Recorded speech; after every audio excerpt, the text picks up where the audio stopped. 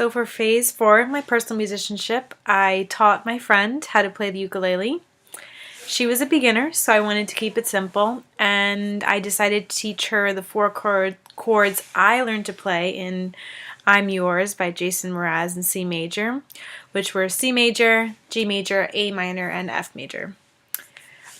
So once I started teaching her, I realized she had a lot of the same problems that I had when learning the ukulele. Because she had never played a string instrument before, so the placement of her fingers was difficult for her. And I gave her a ukulele to play along with me, and we learned each of the individual chords one by one in order to prepare to learn the song. So what we did was we started with C major, and I taught her the fingering, and I had her play that individual chord multiple times until she felt comfortable with it. And we did that for each of the chords, and then we practiced playing from one chord to the next until she felt comfortable with moving between two different chords. She had some trouble moving between C major and G major because of the placement of the middle finger moving back behind the other two fingers.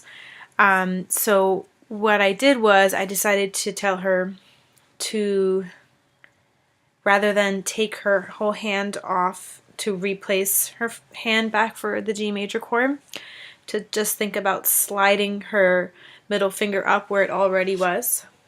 So if you can see here, going from C major where the middle finger is placed there, and then sliding it up to the second one in order to play the G chord. So I think once I told her that, it was a lot easier for her.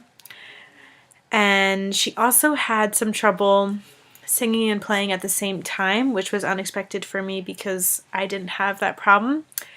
But it was a good learning experience for me because I told her to practice doing it slowly while thinking the music in her head.